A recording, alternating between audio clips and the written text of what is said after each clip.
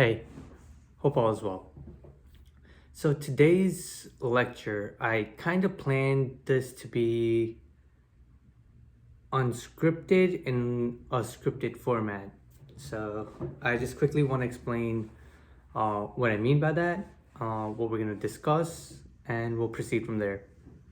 So by scriptedly unscripted is pretty much me. I kind of have an idea of what I want to talk about. However, I didn't really want to do the research ahead of time. I wanted to do the research as I'm recording. The reason I don't plan on doing this often is because this video, it'll be a lot of me reading and then discussing rather than reading ahead of time and then thinking about what I want to say and then coming up with an action plan on presenting the videos. And today's topic is actually going to be on the Scottish Enlightenment era and the virtues that they followed, because I was actually listening to this book called First Principles, and it was pretty much discussing about the start of the United States, the first principles followed by our founding fathers in creating the United States when they were forming it. And it's very intriguing because it seems like there's like an American culture, but like a lot of the documentation took upon ideas that were formed over different ideas, not just location wise, but also over time, due to the fact that in around the 1700s, 1800s, the United States was like a really attraction for a lot of immigrants. So having ideas from the Scottish, the British, even the Germans, the Italians, it was a very melting pot type of era. It just gets exemplified now, but when it was starting, it was very raw, and like ideas weren't really blended in all together as much as they are today. So it's always cool for me to like look at the origin points, because how vastly they have evolved over time and how to like kind of predict the next step of an evolution. It's like kind of a game that if you study the inputs enough, you could sometimes guess the output, but it's never the same. So it's always like, it's an experiment at the end of the day. So that's what I found pretty cool. So it's going to be about the Scottish Enlightenment, and pretty much what I'm going to start doing now is going through various articles discussing the Scottish Enlightenment ideas, because this is the first time I'm researching it myself, because I was only exposed to it in the audiobook I heard, which again was called The First Principles. And let's begin. So I usually start off with Wikipedia, and the reason I start with Wikipedia is because it's so vastly contributed to, so it assists me getting a general idea. But though I use it for an abstract reason, I'm always open if I read something against it, because at the end of the day, it is individually contributed and it has its pros and cons. The fact that it's running, it's like the brilliance of human intelligence. Like a lot of people saying, you know what, let's just contribute condensed knowledge on any subject. But because it's so individually contributed, it's always good to just trust but verify. So that's one thing I take. So I'm just gonna read the quick abstract. I'm not reading it out loud, I'm just reading it to myself, and then if something points out, I'll discuss it. So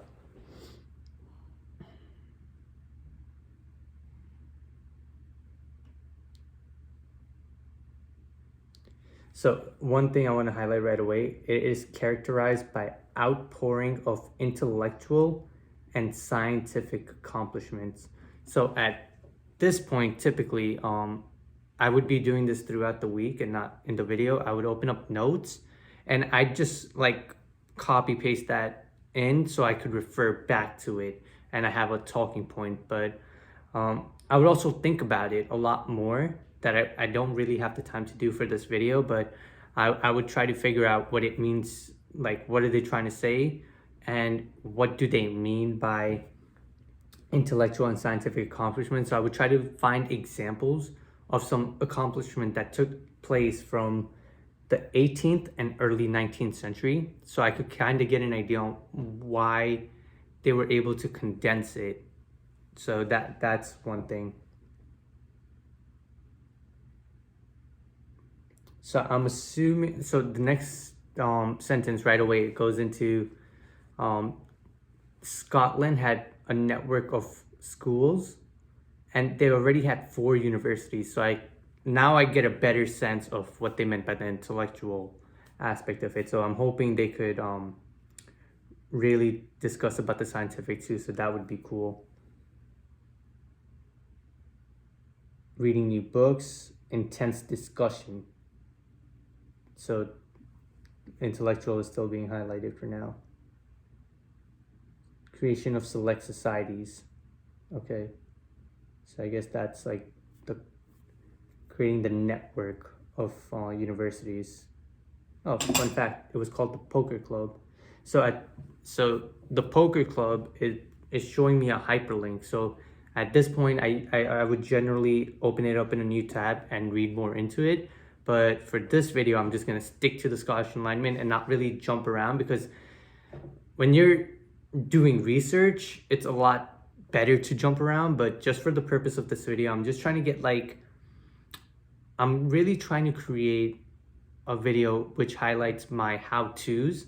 That way, down the line, if someone ever wants to do it, they could see what I did. They could say, okay, this was a good idea. This was a good idea. I don't really like this. I could apply this. I could apply that. So I think that's more of the purpose of this video. It's like, I'm just gonna document step by step on what I do.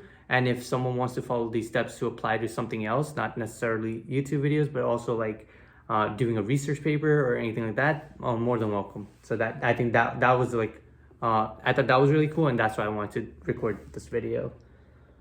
So I would leave a tab open and I would read into it, but for now I'm just gonna stick to the Scottish Enlightenment.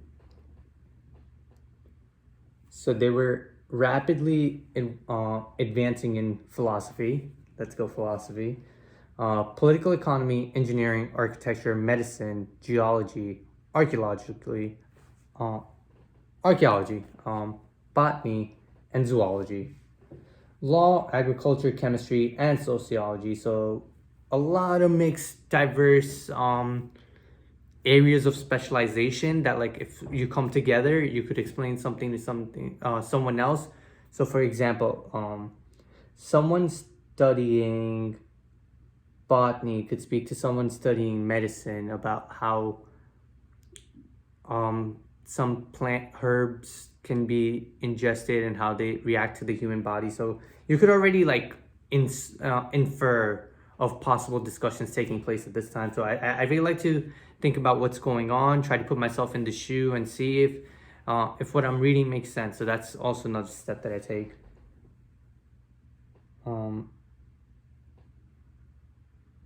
Same thing with like law, because like there's a lot of sociology going on at this point, the political economy, engineering. So you could see how it's all fitting together, and it makes sense that first principles refer to the Scottish the Scottish Enlightenment thinking, because that's cool. So here they start listing some Scottish thinkers. So Francis Hutcheson, David, Adam Smith. Of course, Adam Smith. So Adam Smith pretty much he was an economist. Like, he was a philosopher, but he's generally spoke about economy. He's brought up in a lot of economic readings. I just learned something new about him. He was Scottish. So look, that's another reason I genuinely enjoy doing this video, is because while I'm doing side research, I just get to compound on things that I know and I build off of. And even David Hume, I've read some of his works, and it's really cool because you kind of get reference back. So I really like that. Effects. That's really cool, because ideas and attitudes were carried all over Europe and across the Atlantic Ocean. So the Atlantic Ocean to the world across. So that's pretty cool. and the spread was fast because of European and American students who studied in Scotland. So now with this, I kind of get like a base idea of like what it accompanies, how it started, and I'm assuming they're gonna go more like I've already read some of the work of Adam Smith and David Hume, so I understand how these thinkers are gonna expand upon their knowledge. So at this point, I would generally leave Wikipedia and look for other sources. And the reason I like looking at multiple sources is because each I guess website, the publication has their tone of speaking.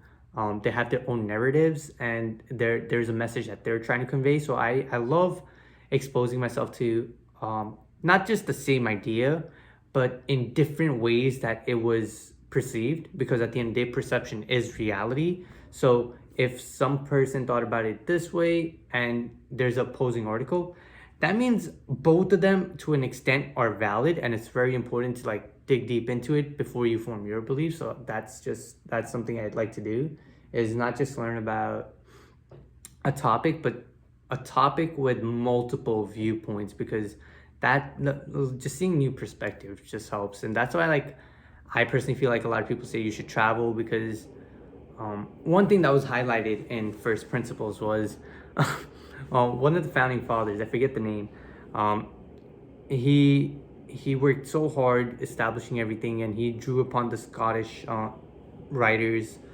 And when he went to travel to Europe, he found out that people in Europe actually didn't read them as much as the people in the Americas did. So I thought that to be kind of humorous, because it's having such a unexplainably impact on such a society. And then on the other half of the world where it was originally written and originated, hey, not many people are even reading it, so you never know. So at this point, I have came on to Stanford Encyclopedia of Philosophy. I like institutional databases. Any database in general is like a great source, but institutional, you know what the purpose is. So if you go on a Bloomberg database, you know it's for business. If you go for if I go to like Stanford, for example, I know it's an educational institution in which it's an academia perspective, and the reading sample is going to be similar to that. So it's cool to take in different perspective, but you also have to understand what the perspective is trying to convey.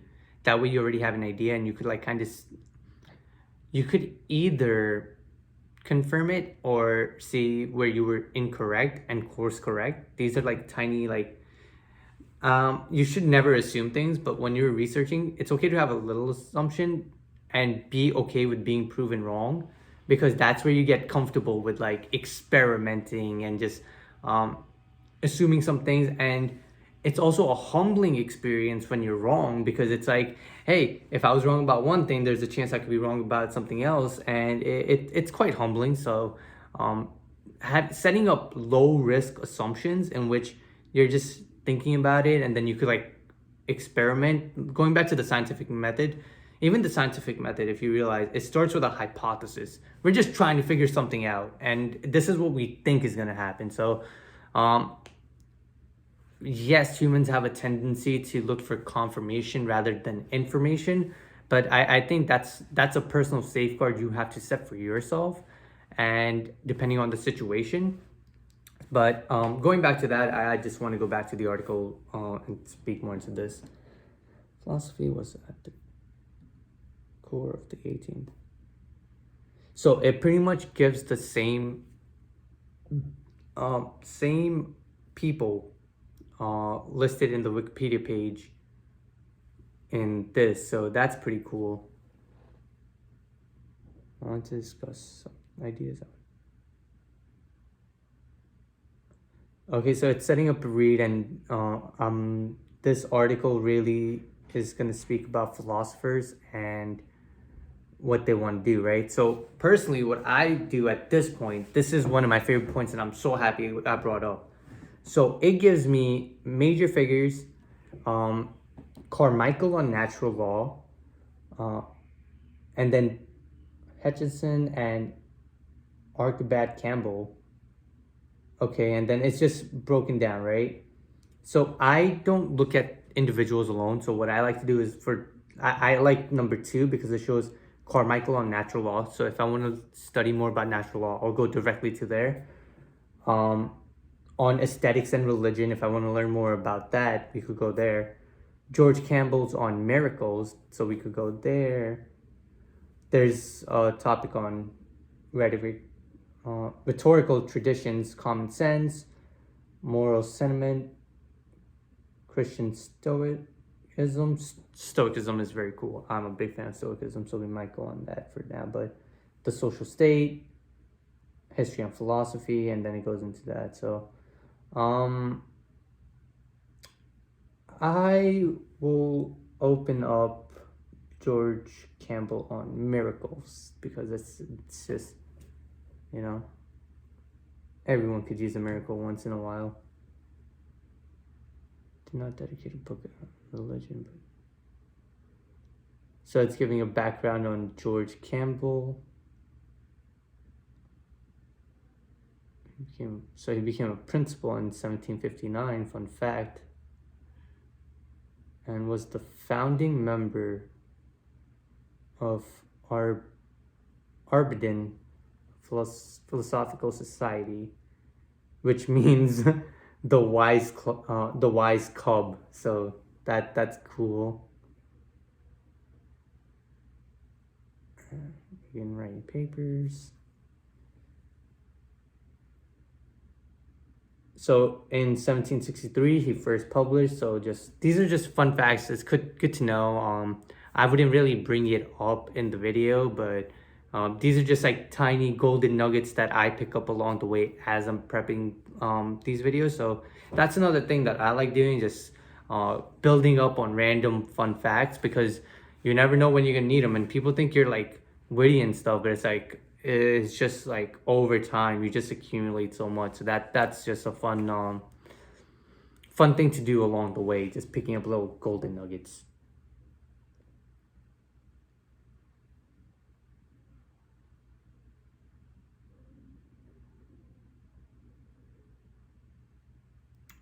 Okay.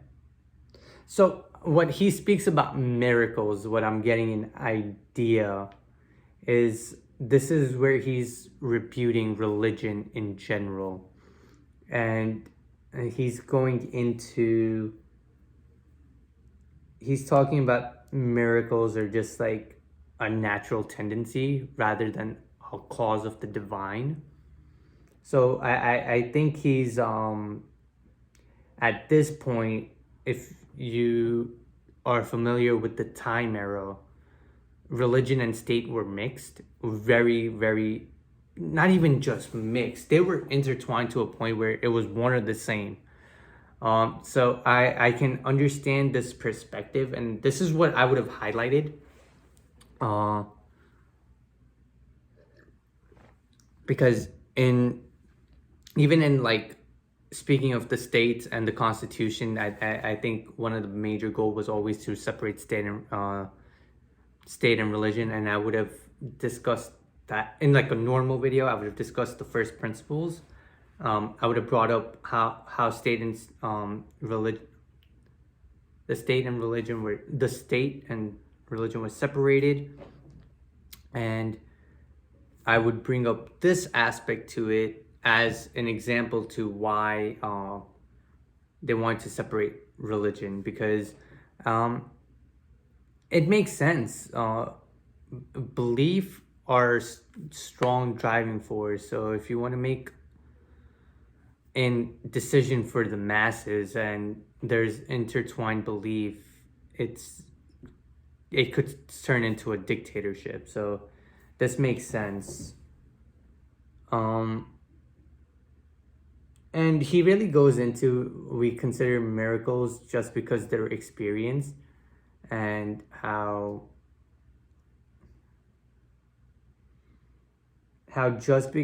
people will always highlight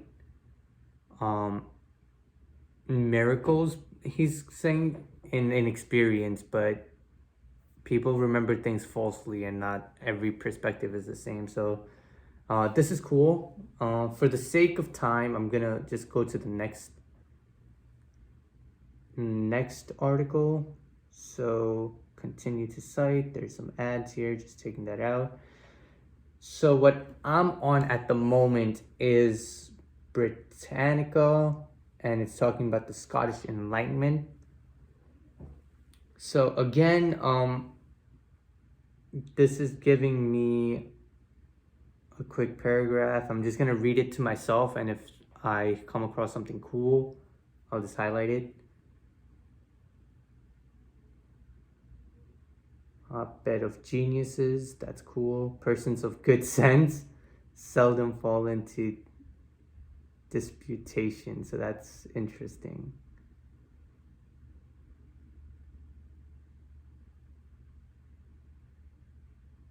Single school.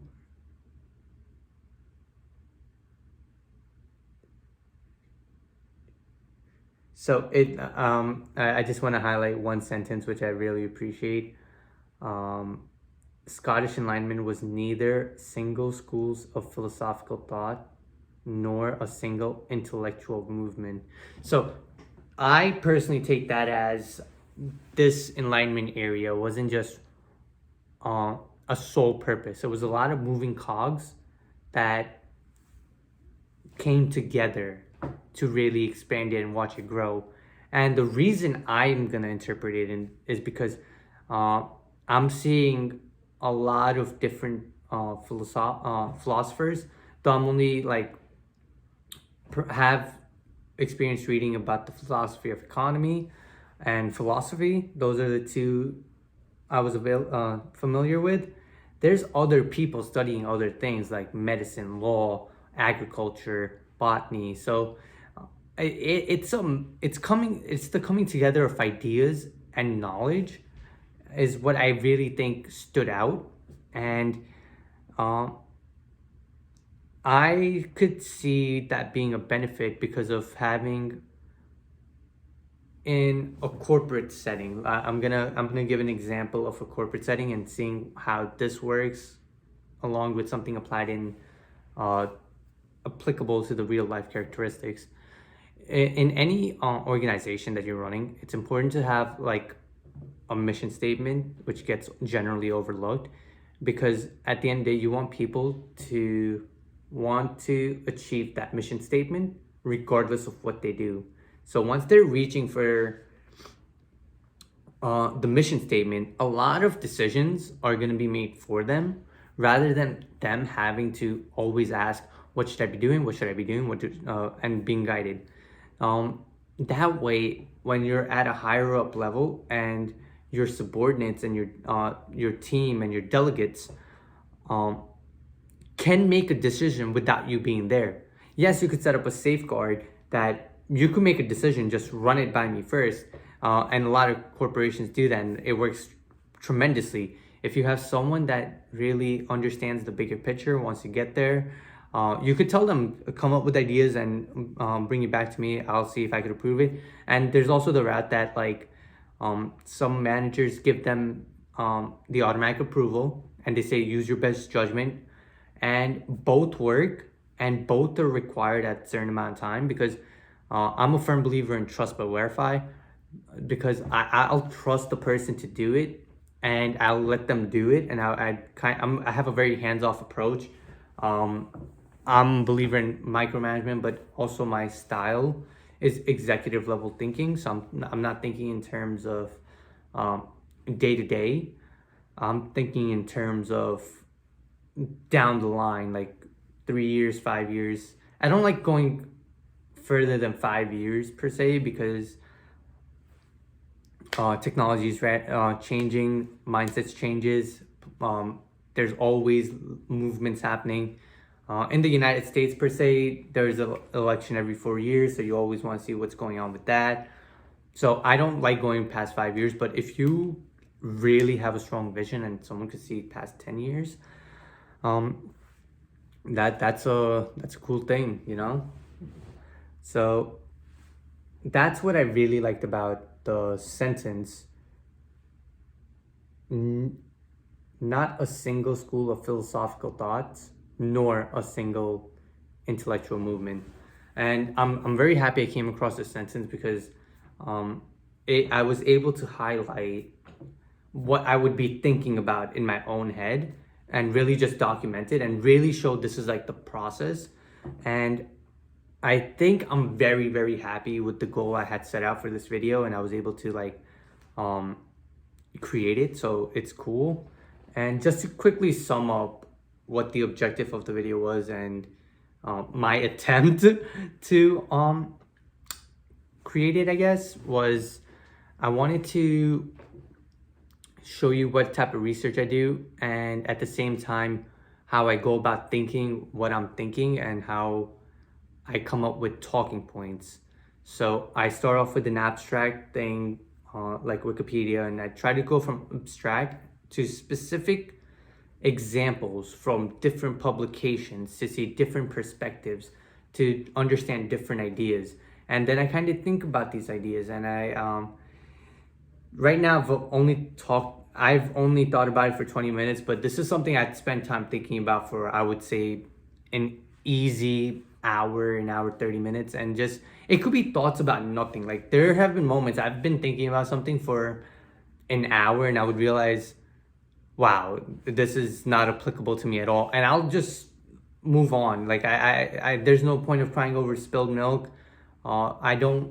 You should always think about the sunk cost fallacy and don't fall for that, because just an example, if a company invests 1 year into the program that's not producing the results they want, but they've invested 1 year amount of capital, so they say, okay, let's just push it on for 6 or 8 months more. 6 to 8 months go. Now, congratulations, because you're still not getting the results, but now instead of wasting just 1 year, you wasted 1.5 years. So I think the quicker you course correct, when you're known, if you know for a fact that like the data is going to show a better trend line, not in a year from now, but rather 2 years from now, then it's okay, then it's understandable. But if you're expecting immediate impact in like a year or less and you're not seeing those impact, you can't divert more energy into something, because that's just, you're not helping yourself, and that's important. So yeah, I really enjoyed this video is because you guys really get to like see my constant thought process that jump around like wild. But that's the one reason I started doing it, is because it's fun, you know, it's at least for me. So with everything going on in the world, I appreciate you spending some time with me. Take care.